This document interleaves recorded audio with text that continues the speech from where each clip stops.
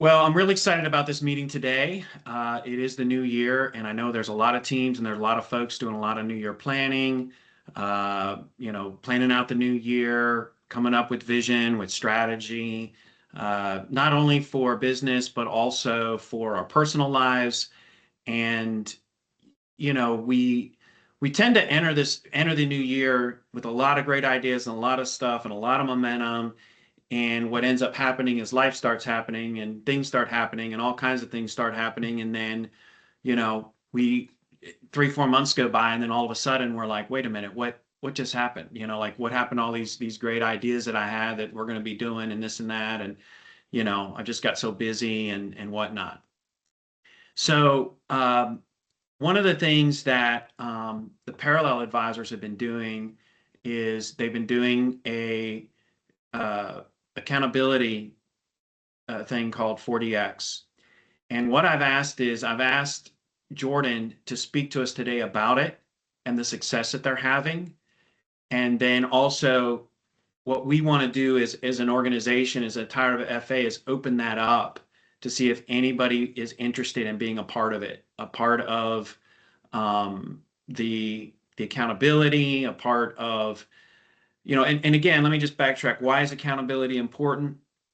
Because we can set all the goals we want, right? We can set vision, we can set all these goals, but we really can't control the goal. We can control our actions and behaviors, right? So having a system in place to make sure that our actions and our behaviors are consistent and on point.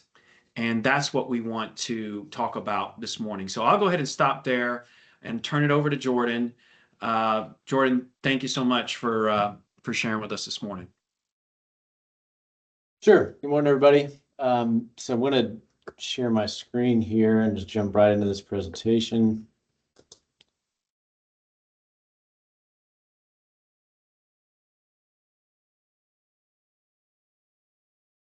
Okay, so 40X, 4 disciplines of execution. I'm just going to share with you today what it is, why you should do it, how it works, and then next steps if you want to get involved. So what is 40X? It's based on a book. You might recognize the Covey, last name Sean Covey. He's the son of Stephen Covey, who wrote The 7 Habits of Highly Effective People. So this is a book it's really a methodology for creating a culture of high performance. I think it's the best way to describe it. So the 4 disciplines are focus on the wildly important goals, act on lead measures, which we'll talk about here in a second, keep a compelling scoreboard, and then create a cadence of accountability. So regular accountability. This next slide is probably the most important because it's why you should do it. And I think really the simplest is it works. It gets results. So these are numbers from me. So actual numbers in terms of the bar graph is new AUM. The orange line is year-over-year growth. So myself and a few of the parallel guys started doing this in 2023. So beginning of 2023, we implemented this. So I've got 2 years here where I was working at parallel where I was not doing 40X. New AUM was below 6 million in both of those years. And then started doing it in 2023. And new AUM has been above 10 million since we started that. And then kind of hit a plateau in 2024, but I really credit a big part of it to the growth, which is over 16 million in 2025 to 40X. And it's the accountability. It's doing things that they would probably get sucked up in just the normal course of the week if you didn't have those weekly accountability meetings. So I think this can work for anybody, whether it's an advisor, operations, business owner. It's a framework that really does just work if you commit to it.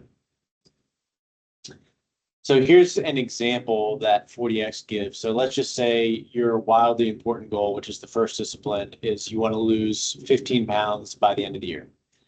And all wildly important goals are who does what by when. So they have to be measurable. They're not like be healthier or eat healthier. It has to be something that's measurable. So the wildly important goal would be lose 15 pounds by a certain date. your lead measures, which are the things that you control. Which again, 40X focuses on activities and things that you can control, not on,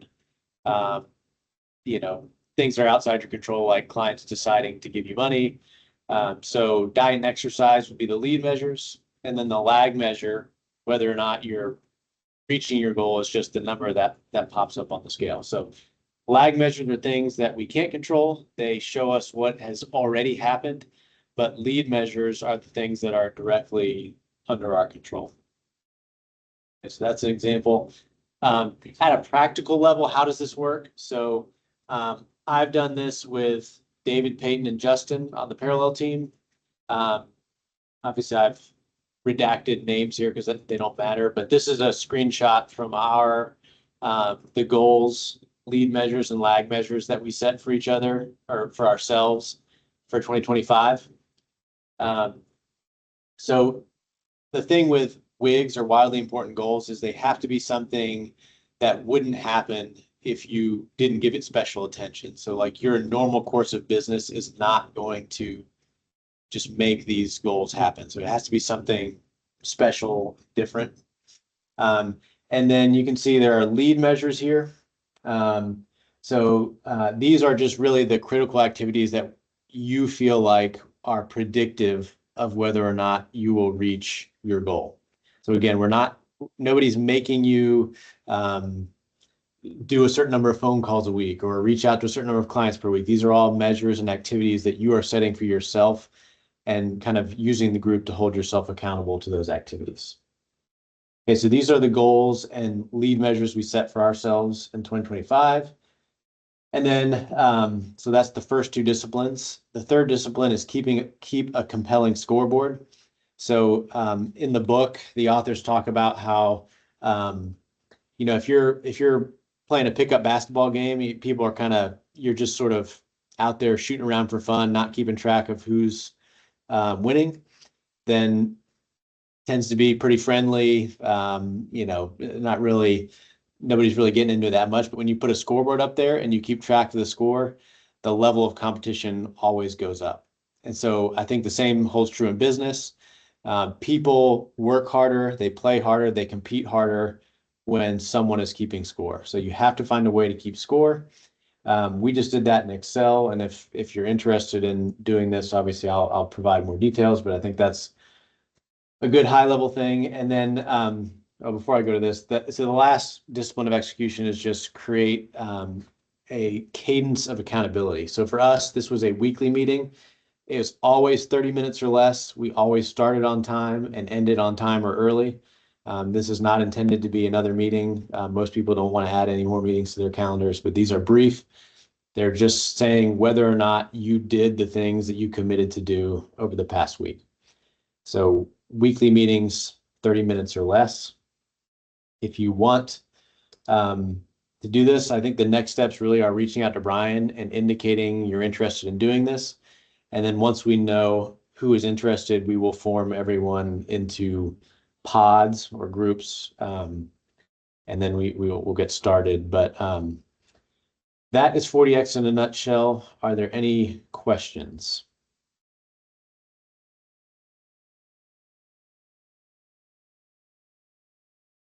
You can always reach out to me or Brian afterwards if you don't want to ask in front of the group.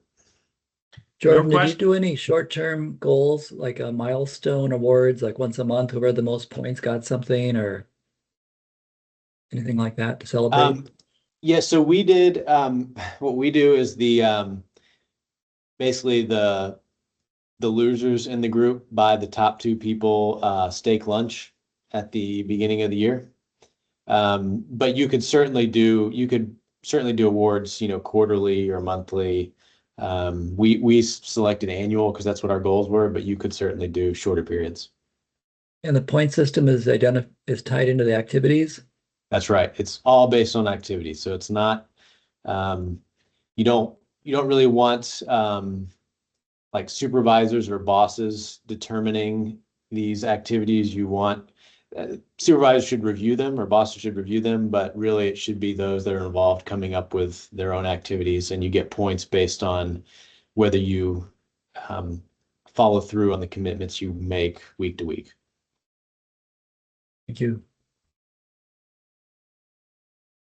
Yeah, so what we'd like to do is provide this framework for FA if anyone's interested. So if you're an advisor, if you're, the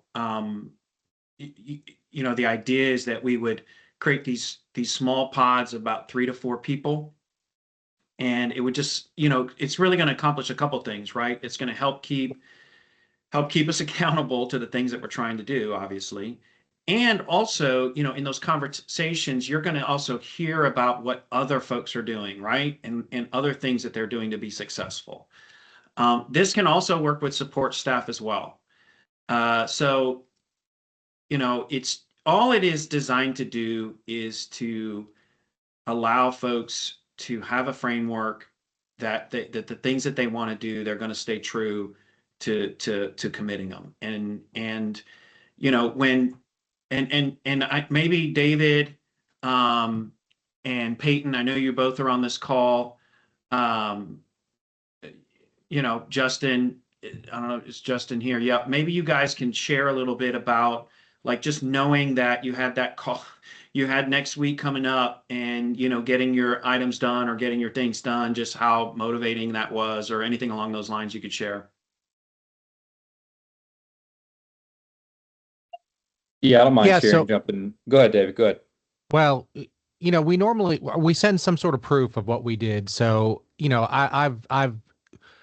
I've had commitments where, it was going to be send out 50 postcards to clients, and you literally take a picture of the postcards that are being sent out, or, a screenshot of an email. So every human being procrastinates on stuff that they don't want to do. So when there's somebody else waiting to see that screenshot of the follow-up email that for whatever reason you just didn't want to send, and you send it, it's not a guarantee that you're going to get business from it, but it's, not sending the email is a guarantee that you won't get business from it. One thing I would add to that with David is it makes me focus a whole lot more on the things that move the needle, as we say, rather than the things that are easy to get done. Oh, I need to send that, review email to the client. Okay, well, that's important, but if it's not moving the needle, that may not be what you need to put on your commitment for the following week. And so a big piece of this is, the COI game that I've kind of been rolling out. That's something that you can easily forget that if you have a week or two, and then not focus on that for the next week. So for me, I would say put in, contact 3 COIs from the current group you already have. So just things to keep the ball moving. Probably what's the best for me, helps me visualize it as a visual learner. And then you get the guys to keep you accountable. And we revamped it a little bit on some things that we think would make it a little bit better in the years past as we've done it. And that's going to be, hey, if this doesn't move the needle, it doesn't really need to go on the score sheet. It doesn't need to be anything that's a subjective kind of topic. It needs to be something that we can define and follow through on. So it's definitely helped visualize things for me and keep me on track, as you can get distracted by a bunch of little stuff to tackle throughout the week and not really talk to the next client or prospect or whatever is going to bring in more money or growth.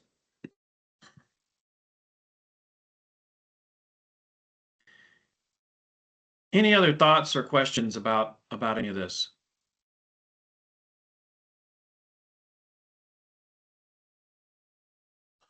Again, I know we all have goals. We're all trying to hit them. Again, the beauty of the system, just like Jordan said, is nobody's dictating to you what you have to do. You're coming up with these behaviors yourself. It's just a framework to help hold us accountable to those things. So what I'm going to do is, if you're interested in participating, it's completely voluntary. If you'd like to participate, please reach out to me and shoot me a message, and we'll get these groups formed, and then we'll move forward. We'll likely, Jordan has agreed to help kind of coach us a little bit, so don't feel like, in terms of getting these groups started. And then we've also talked about maybe just even having a once a month meet check-in with everybody so all the pods would just kind of maybe come together once a month, and maybe that might being once a quarter after the first few months, to just kind of check in and see how we're doing and things like that. And that way,